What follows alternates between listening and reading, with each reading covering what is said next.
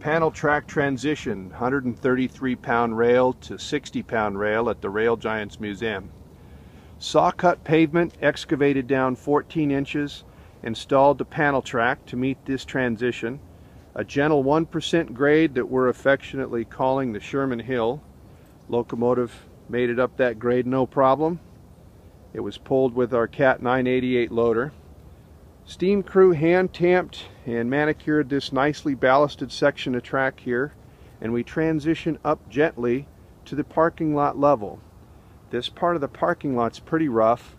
It's got quite a few little holes and a lot of uneven surfaces that we've had to transition with plywood.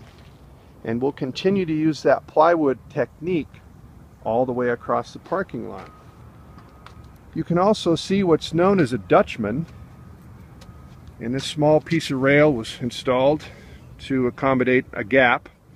We didn't want to have an excessive gap here, and when we curve the track we end up having the mismatch or the stagger of the rail, and we'll continue that stagger all through the curve. Once we get out of the curvature, we have another smaller piece of panel track that we call a half panel.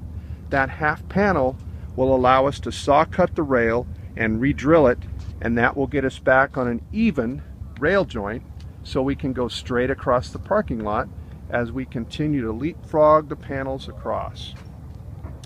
We've installed gauge rods. Many of the ties were loose, as these are second-hand panels. They're in good shape, but they are second-hand. When they're removed, it's continuous welded rail. They're cut into 40-foot sections and they're placed on trucks. Some of the spikes are loosened, so we have to take those loose spikes out. If the ties are no good, we have a small inventory of other ties, and we'll install a second-hand tie, put a wooden tie plug down into the hole, and drive the spike back in there. So lots of manual work, lots of hard work, but that's the nature of a special project like this. Very, very tedious, very meticulous work, slow, but we're on schedule. Things are moving along nicely. You can see the color-coded hardware we have up here, and that is to facilitate the process of moving this once we begin leapfrogging. We've got the silver bar on the outside, a red bar on the inside.